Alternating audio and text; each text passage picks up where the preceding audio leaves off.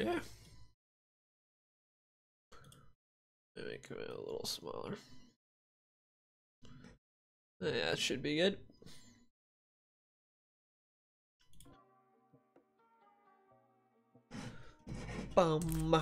Tweet out the stream as well. Should probably do that. How's it going, everyone? What's up, Darian? What's going, Hector? Just gonna tweet out the stream real quick.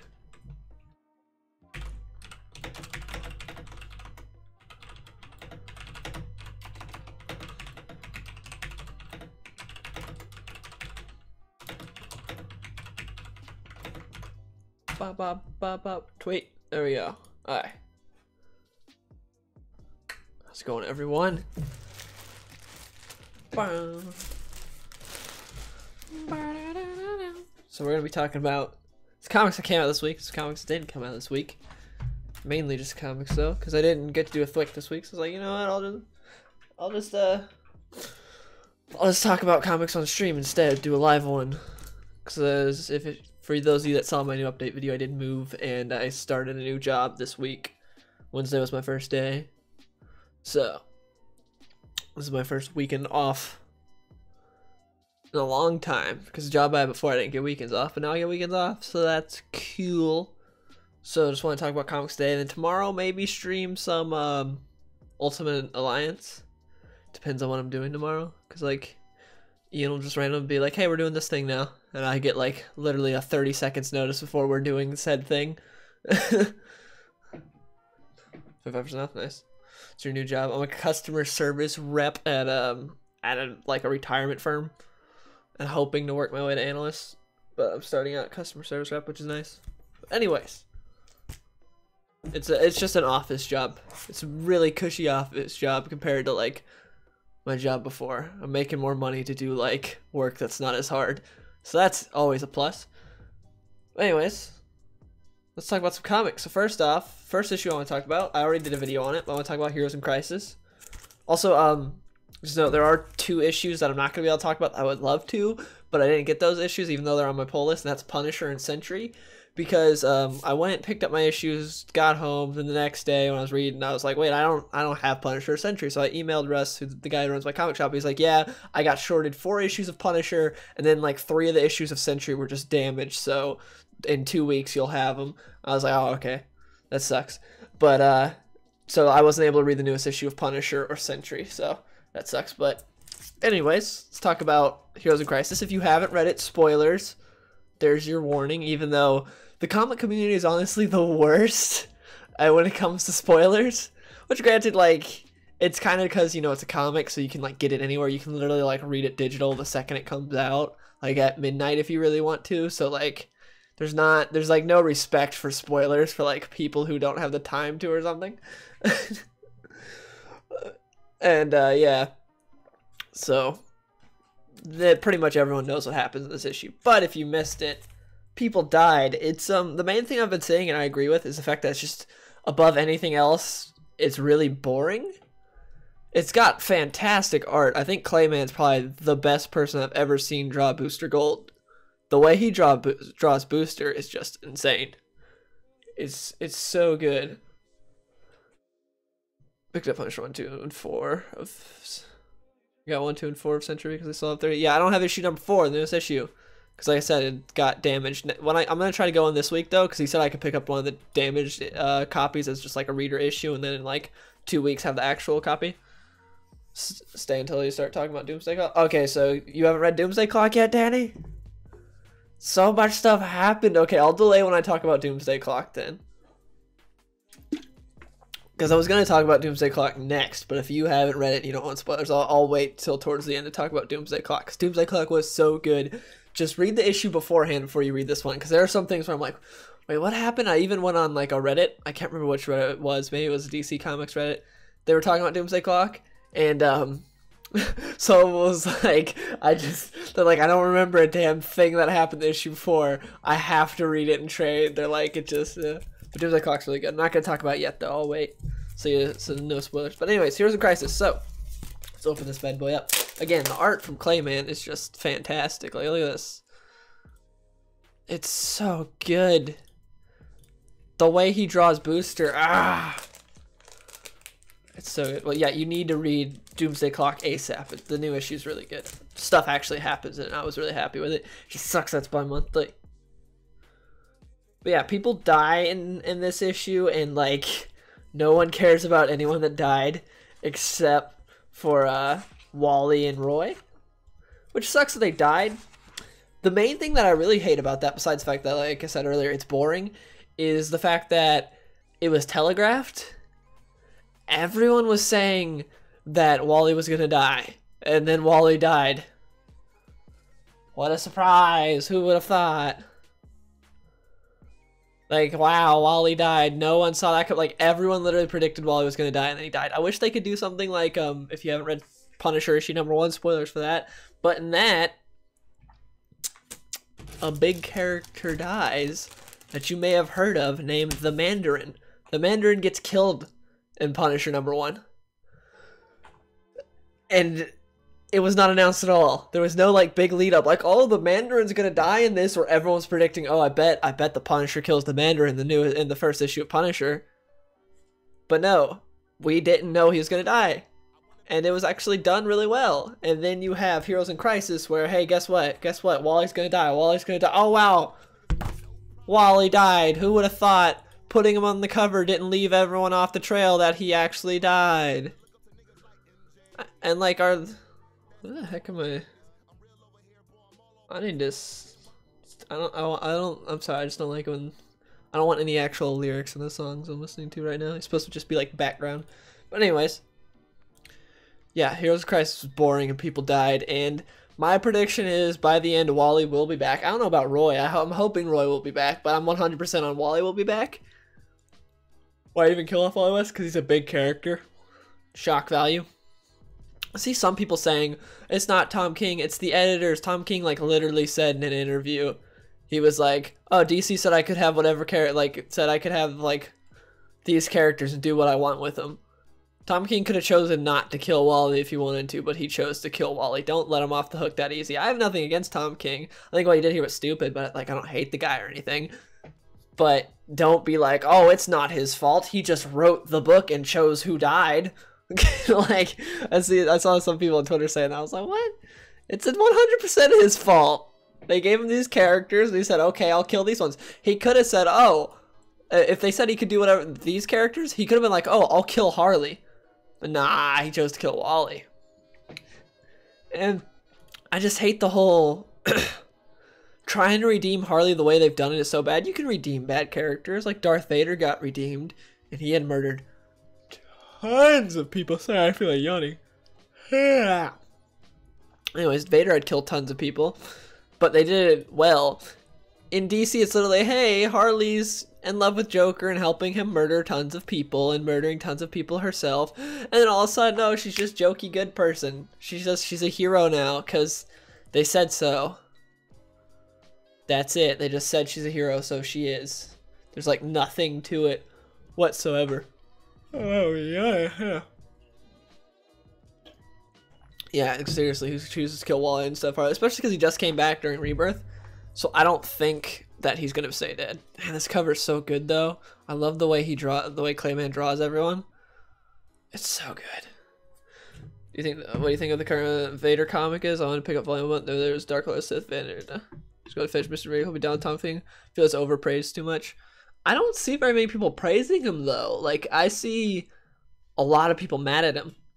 I'm gonna do a video actually talking about this, talking about how not everyone has to be Alan Moore, and because that's sort of what Tom King tries to do a lot. That's why he uses like the 9-panel grids and stuff, and he tries to be like super like in your head about things. But then he can write super fun books. Like the last 2 issues of Batman, both the ones that include Nightwing, were really good, fun books. Like really good, and they weren't like super trying to get into your head and be super smart. They were just really fun books, and I think when he focuses on that, he can do good. And also his new issue of Superman for the Walmart series, which I picked up, first issue of the Walmart series, was really good. I got it like sitting over there, but yeah, that one was really good. I think he tries too hard to sort of be like an Alan Moore type, where he's like, I want to write this stuff that will make people think for decades. And it's like, not everyone's Alan Moore. Not everyone has that talent. But yeah, I'm going to talk about the Darth Vader series later, by the way, Darian. Because that's actually an issue I picked up this week. Right here, I can talk about it like right now. Actually, you know, we'll move on to that. So Heroes in Crisis was just boring, and by the end of it, when they died, I was like, whatever, I think they're going to be back by the end of the series. And I'm just interested to see how they handle Booster. Because, like, this could really destroy Booster's character. Like, who took him over? Who caused him to do this? Like, what is that? And also, what's with these? I guess these are the people that work at Sanctuary, but it's weird because they're, like, everywhere and all the marketing and stuff for it. So that's a little confusing. But yeah, I don't know what's going on there. Wait, is that Kite Man? I didn't even realize Kite Man was on the cover. Of course, Tom King threw Kite Man on there. That's Kite Man. I never noticed Kite Man. Also, I love that Nightwing and Starfire together here, because Nightwing and Starfire are better than Nightwing and Babs, just saying. But, just saying, I never really cared for Barbara and Dick together, but Starfire and Dick. Do you get Just League Odyssey? Yes, right here. Art is fantastic. But we're going to talk about Darth Vader real quick. So, friggin' Charles Soule gets better and better the more he likes Darth Vader. Okay, man, hell yeah. I think the more Charles Soule writes Darth Vader, the more he understands Darth Vader. I've got this weird thing where, like, the more I talk, the more I yawn. Like, I haven't been tired or yawning at all today, and I still don't feel tired. I talk and I yawn. I don't get what it is. It's weird. What's up, James Watson? But anyways, this issue of Darth Vader is really good. Still the best issue is the one with Grand Moff Tarkin, where he's hunting Vader and Vader's hunting him. But this one is all about Vader going to Mustafar to build his castle, the castle we saw in Rogue One, because Vader's been doing a lot of stuff for the Emperor, and this is his reward. The Emperor's like, okay, I'll finally give you something, because he, you know, Vader does a lot of stuff for the Emperor, and Emperor never gives any return. Now he's like, okay, I'll give you something. Like, do whatever you want. Pick a planet, choose it. It'll be your home. You'll have your castle. And he chose it, and he gave him also this this architect that would design his castle. Let me get up. What is this? Issue 21. Yeah.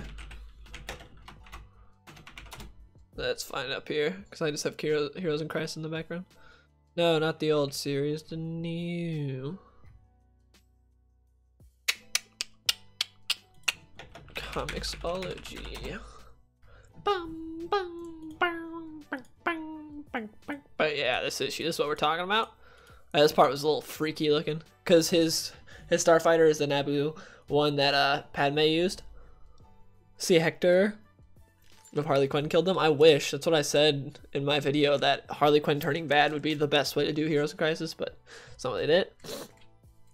I didn't like which Vader comic is ongoing, because there were 3 different trades and I wasn't sure which one to pick up. The one from Charles Soule is the one that's currently ongoing. The one from Kieran Gillen is the one that ended. It had, like, I have all the volumes over there. It was like 4 volumes, I want to say. I can't tell. It's on my bookshelf, but yeah, that one was like 4 volumes. It's really good. You should definitely pick it up. But the one that's ongoing is the one from Charles Soule. This one right here.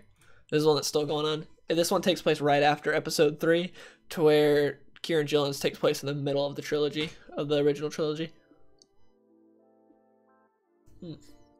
Anyways, Darth Vader goes to Mustafar, talking about how there's like a Sith presence and stuff there that he could capture, and like, well, not capture, but like, that could help him and help him become a better Sith and understand things better. And so he goes there, and the Palpatine gives him this mask of like some Sith I'd never heard of. Let me see what the name of the Sith was. Yeah, both the Darth Vader series have been stellar. I like the first one better, but Charles Soule, like I said, has been getting better and better writing Vader, and I'm really enjoying it. Like, he's doing a fantastic job. Let's see, what's the name of this? Momin, that's it. Lord Momin. Makes me think of Momo from Avatar Last Airbender. But anyways, Lord Momin. He gets the mask of Lord Momin. Looks like he's straight out of KOTOR, and he's got it on his ship. And Vader like goes and starts meditating to try to figure out the dark side of the Force stuff. What's up, FF2? Anyways, he's trying to figure out the dark side of the Force stuff, and he hears like he hears a scream, and he goes back to his ship, and he's like, "What the hell's going on?" His architect was murdered by her assistant, and her assistant is now wearing Darth Moment's mask, or Lord Moment's mask. Vader just immediately kills that dude. He's like, what the heck? And then he sees the perfect design for his castle. He's like, that's a very simple way of explaining the issue, but it's actually a really good issue. And again, Charles Soule has been killing it on Darth Vader lately. He's been doing amazing. I don't know. Like, when it started out, I was like, oh, it's good, nothing special, it's good. And then, like, it started getting really good. This is the best issue, is this one. But, like, around here is when it started getting really good. Is where we're currently at. This issue was freaking amazing. Best issue of the entire series. Look at, I love this cover too. I love this cover. It's so good. Anyways, we can move on to Justice League Odyssey. This is one of those Justice League books that like spanned out of No Justice, I believe is what it was called. The Scott Snyder one that had like one book come out every week, and it was like a 4-part series where Brainiac and stuff happened. I hate the fact I'm yawning right now. It's annoying me.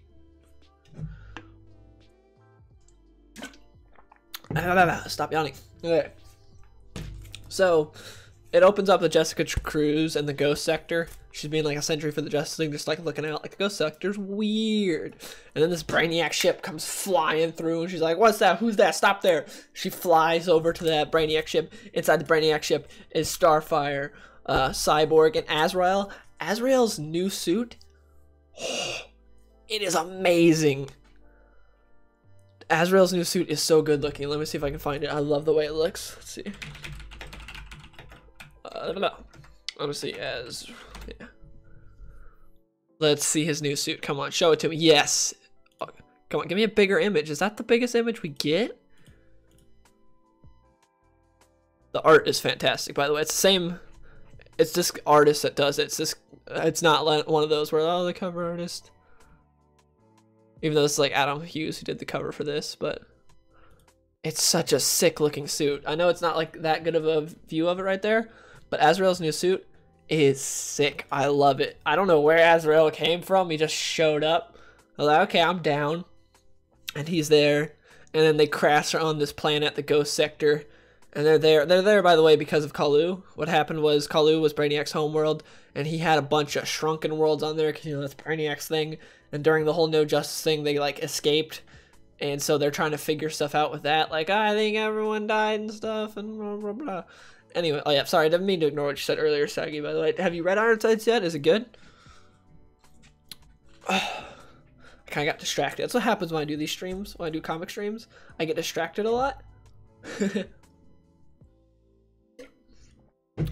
Yeah, Kalu got destroyed.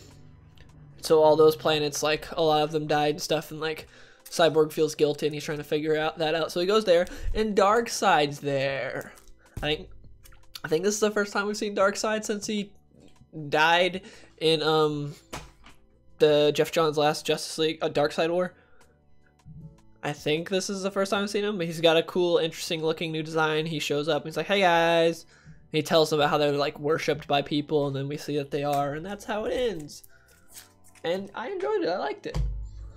First chapter of Ironside's good. That's cool. Cool. So we saw Darkseid was in Wonder Woman. Okay.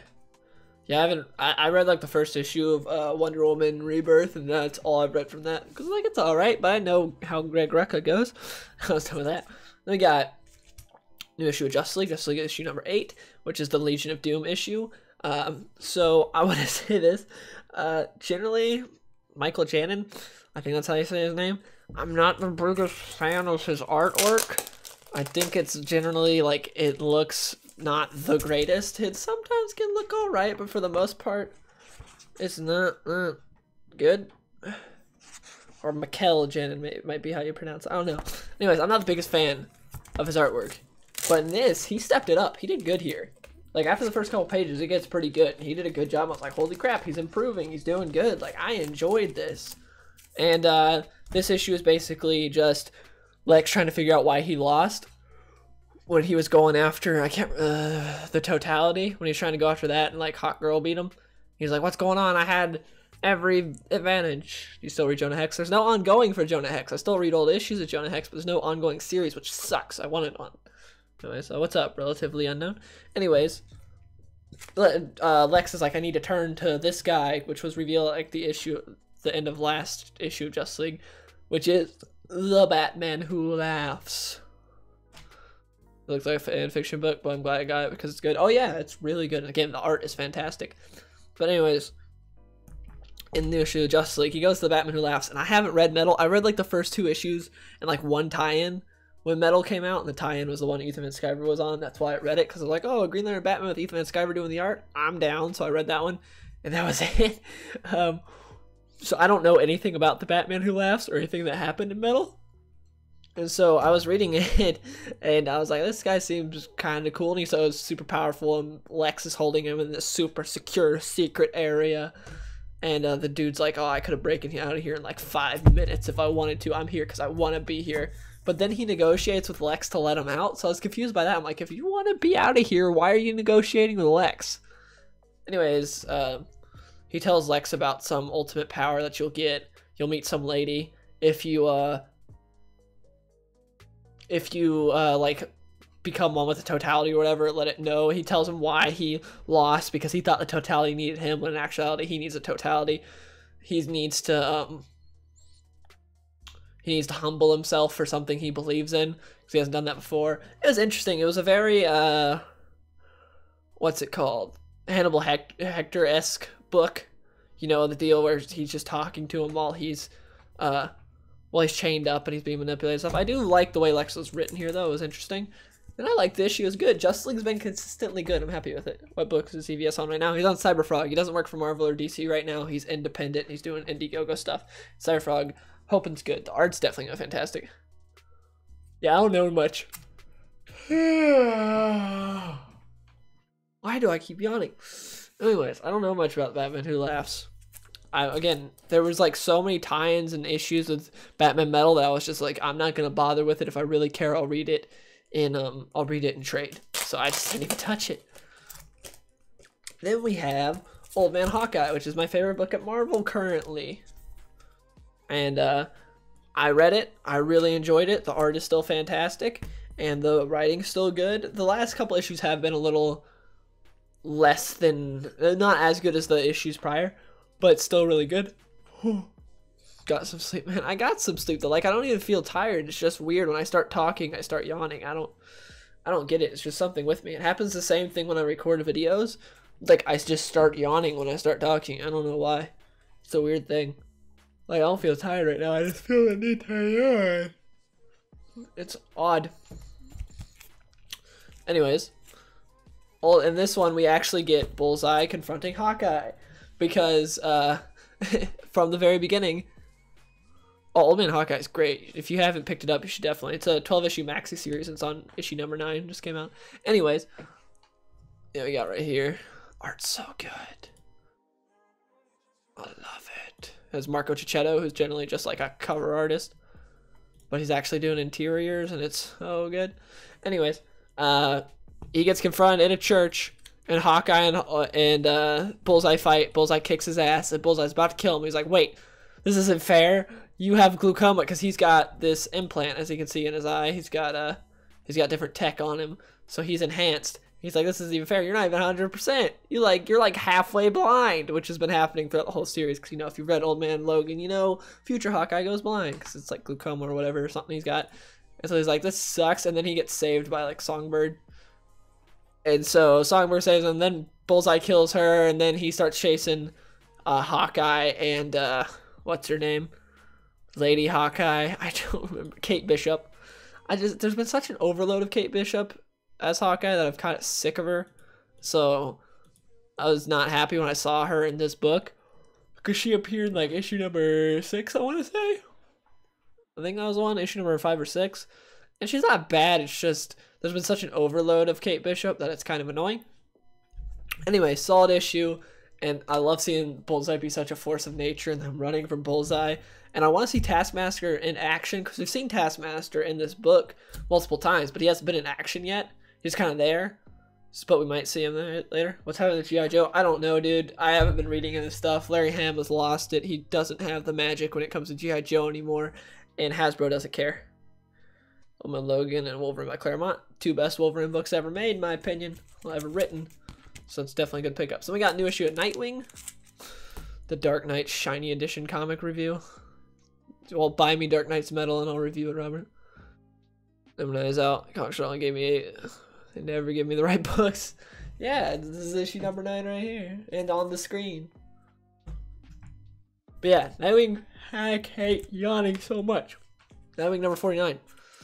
Was it? It's just been a 2-part little series, like leading up. It's basically a filler issue leading up to issue 50, which is the beginning of the Amnesia arc. Because in this issue, Nightwing gets shot in the head. Spoilers. So, but anyways,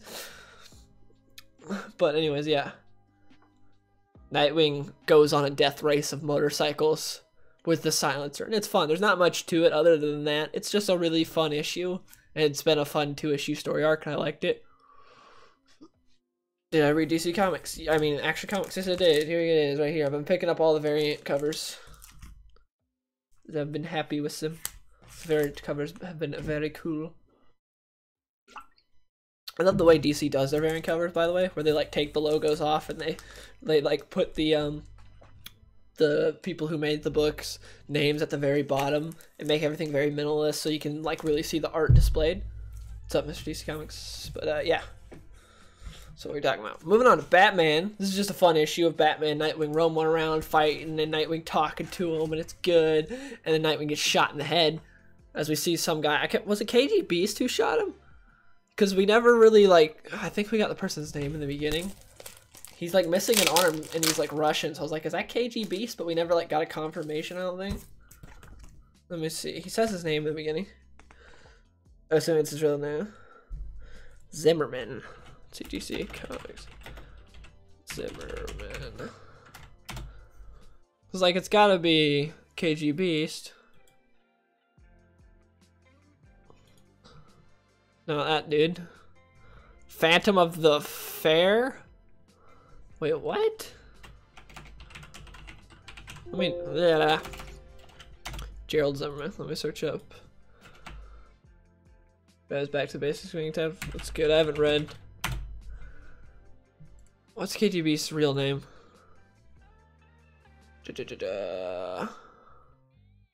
Alter ego, Antonio. Okay, so either KG Beast is just like KG Beast easily could just be wrong about his name.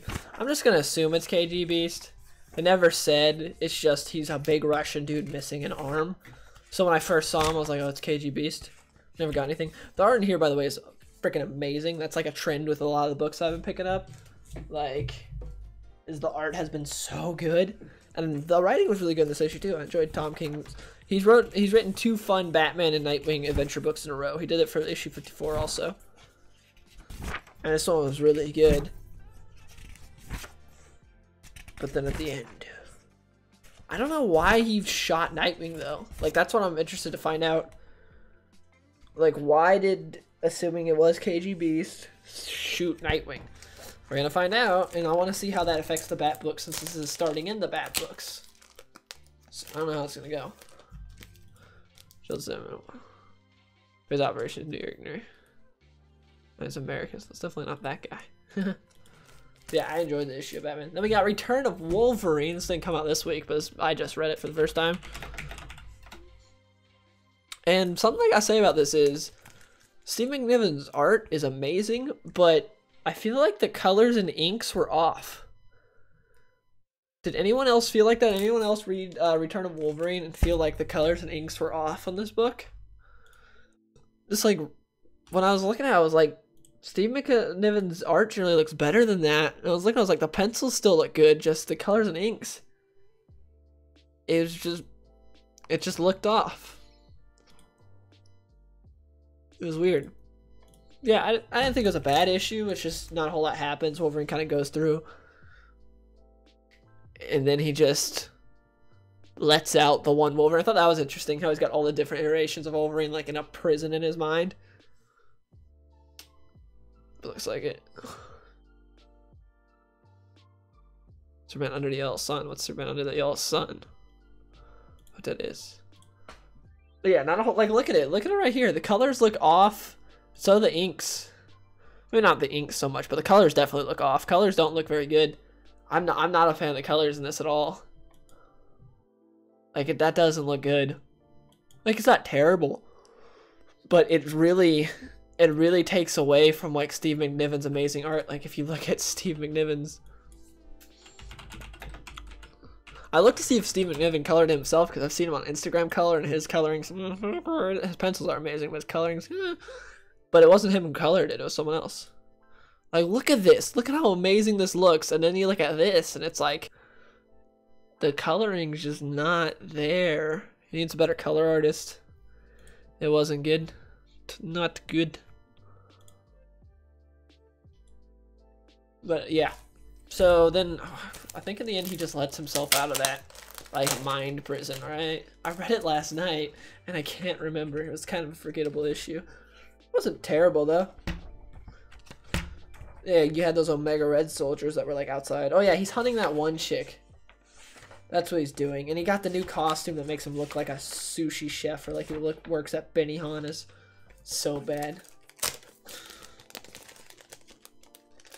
What will they do with Wolverine now that he's back? He's hunting this one chick that's like the head of bringing him back. It was weird. She like kissed him in his mind. Oh. Then we've got the first new issue of Superman, which was good. That came out a good bit ago. Again, I just picked it up because I haven't had a whole lot of time to go to my comic shop. And I liked it. It's just, people ask me all the time, what do I think of Bendis' Superman? And the thing is, I always forget what happened last in Bendis' Superman. I'm like, wait, what's going on in Bendis' Superman currently? And I forgot all about... James just messaged me. James is messaging me right now. My camera's blocking it, though. But anyways, I always forget about the fact that the Earth is in the Phantom Zone in Superman right now. Get on Battlefront and I'll make Battlefront videos, Robert. Play some Battlefront right after this. It's a good issue. As Ra's al Ghul like creating his army and Superman going to fight his army. It was kind of weird though, because Superman kind of just flies straight at him. When Ra's al Ghul had kicked Superman's ass prior, Superman's like, oh, now that he's got an army, now I'll take him. It's like, okay. Yeah, Ra's al Ghul, he's so boring. I agree. He's not a good villain. Like, I think Bendis thinks he's creating the next great Superman villain, but he's not. Then you got Action Comics, which I thought it was interesting how Batman just immediately showed up and stole that girl's kryptonite. I don't care about it. Again, the two like new Bendis creations aren't any good. Like this chick that's a reporter at the Daily Planet. She's stupid. I also hate the way kryptonite affects Superman in this. Kryptonite does not affect Superman like this. Kryptonite does not affect him even close to like this. Like, he fights Metallo, who's got a gigantic chunk of kryptonite in his chest. Superman fights that dude all the time, is able to punch him like across the city. But the tiniest shard of kryptonite being on the other side of the room for Superman, Superman gets sick and falls over and acts like he's about to die. I hate the way Bendis portrayed kryptonite in this. That's how it's always been portrayed in like movies and cartoons. It's terrible. But the comics generally do a pretty good job of not having that happen. Like, they just have it to where, oh yeah, it can hurt him, but he has to be exposed to it for a long time. There has to be a good chunk of it. It's not just like one shard across the room in someone's purse that's gonna like kill him.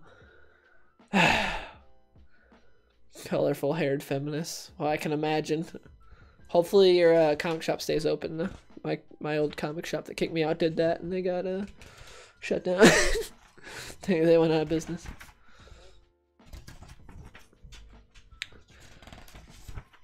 But I wasn't also the biggest fan of the way Bendis writes Batman. Bendis is like the king of MCU humor.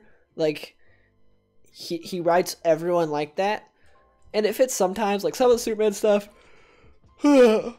fits, and then some of it didn't at all. We're going to talk about Doomsday Clock literally right after this issue. And like, I hate this part where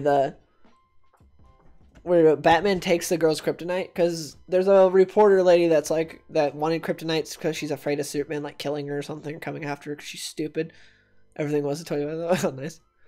And so she's got a chunk of kryptonite. Superman finds out, and he tells Batman to go confiscate. Batman confiscates it, And she's like, why, you're mugging me, you're stealing my stuff. He's like, this is a weapon of mass destruction. He's like, no, it's technically stops a weapon of mass destruction. Batman just pauses for like a second and goes, good point.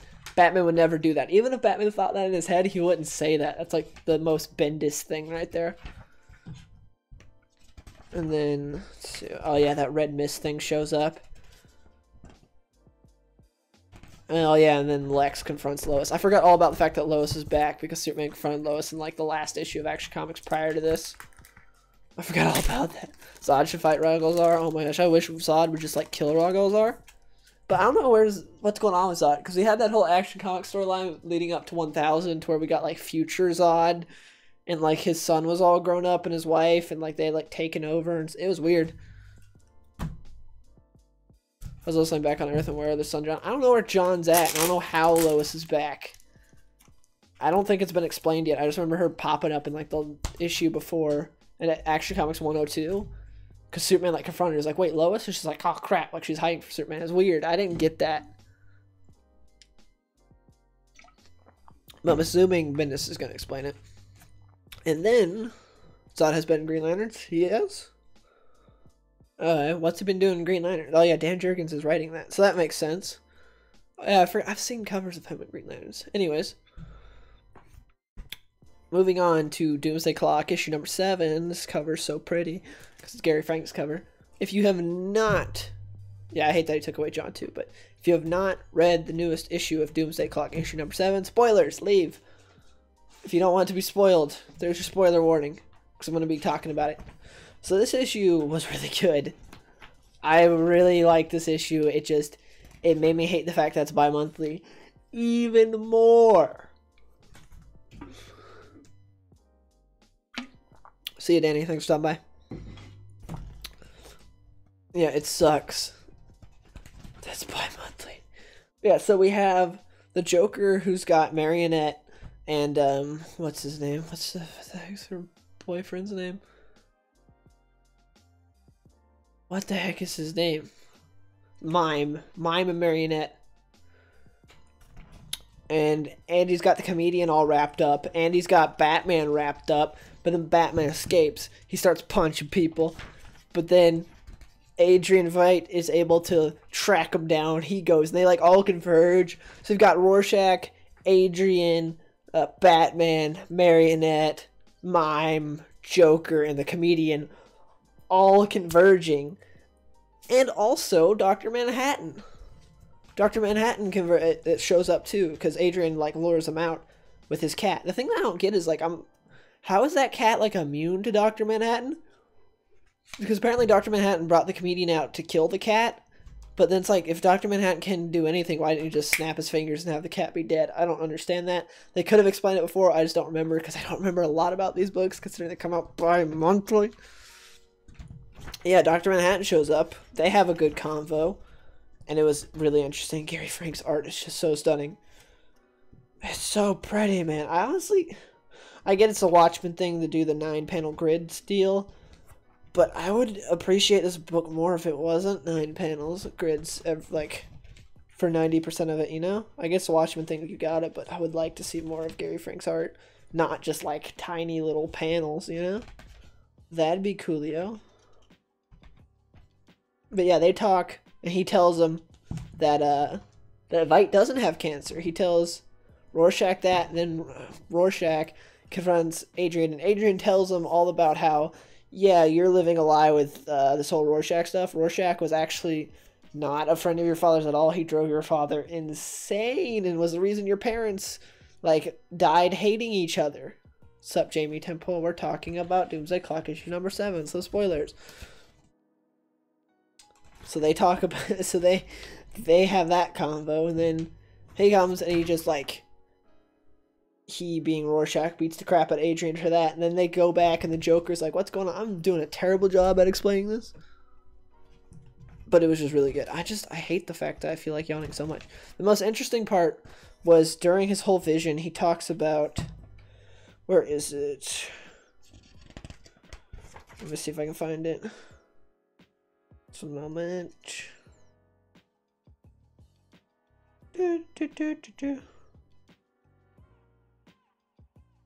Where's the part where he talks about a man with the most hopeful man having no hope?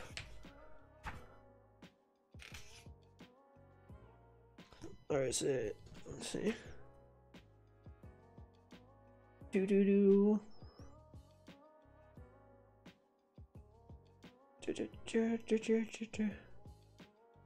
a part where he talks about, and I'm assuming he's talking about Superman, especially because in the end we see it's Superman running at him. Something happened, yeah, among them. Yeah, I saw a vision of the most hopeful among them heading toward me, now hopeless. And then I saw nothing. And then at the end, we get a preview of that, which is like... What the heck is it? I have it up here somewhere. Come on. Please tell me I didn't get rid of it. There it is. 1 month in my future, I see Superman. He's yelling at me, though. And then boom. No, I see nothing. A year, a century, still nothing. I do not see now. And I wonder from now, does Superman destroy me, or do I destroy everything? And it's like, what's going on there? That looks so interesting.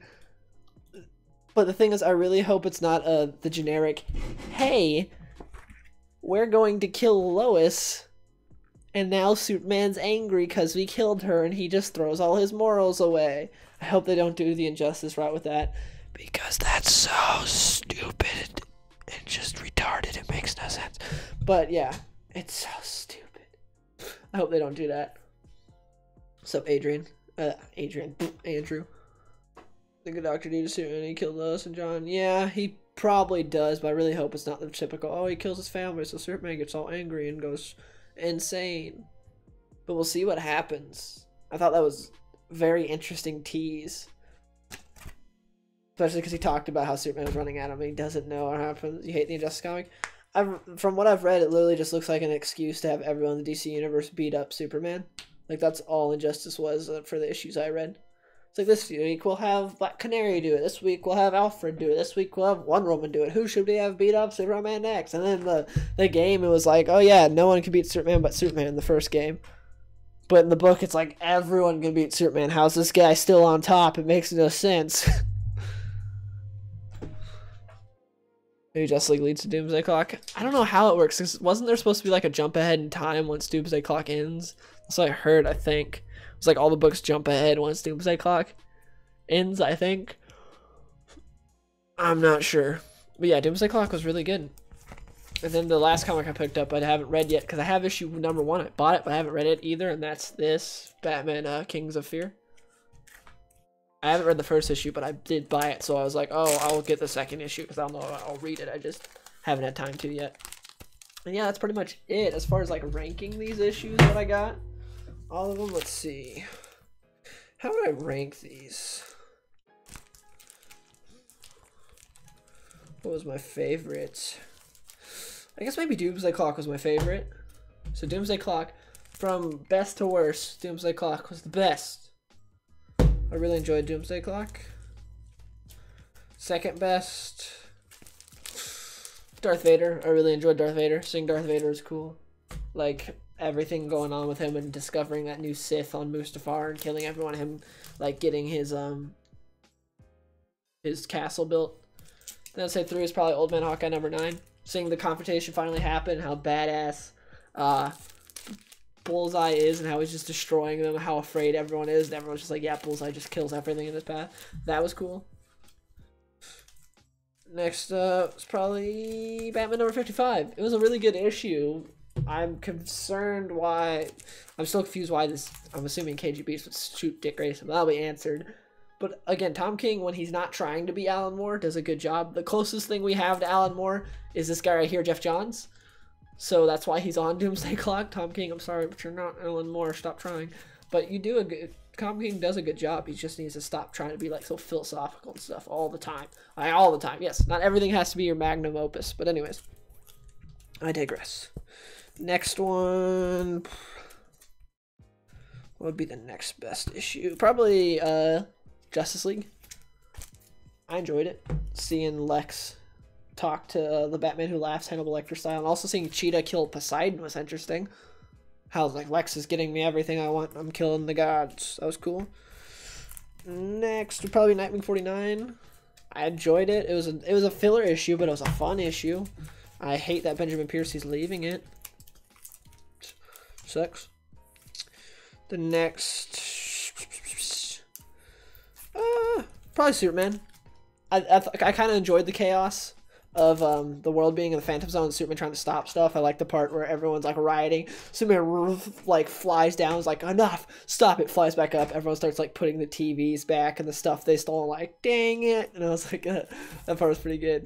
And just the chaos of everything, the build up. As much as I don't like Rogals are, I'm still interested to see how the next confrontation goes. The next probably be just League Odyssey, a good book. It was just fun, interesting. Art was beautiful. Labdell's writing after 50. Yeah, I know. Yeah, everyone let me know in that one video where I said I didn't know who's writing. I'm kind of on Labdell. I just added Red Hood and the Outlaws to my pull list since now it's Red Hood. I haven't read the new issue of Red Hood, but I'm excited. So I just added that to my pull list. I was like, I want to read this now. I've been championing for a Red Hood solo series for a while. The next, I guess, would be like Return of Wolverine. It was alright. Action Comics, and then Heroes in Crisis probably last because it just was super boring and people died. But yeah, that's kind of it to talk about for this week. I'm sorry I was yawning the whole time. I can't really help it. It's how it goes. I'll try to have an actual This Week in Comics out next week. I've just been really busy, so I wanted to just stream it this week. And then tomorrow I'll probably stream Marvel Ultimate Alliance, the first one, play through some of that. That should be fun. But anyways, hope you guys enjoyed. I had fun talking about comics. I just hate this whole yawning thing. It pisses me off. But yeah, I'll see you guys later. Peace.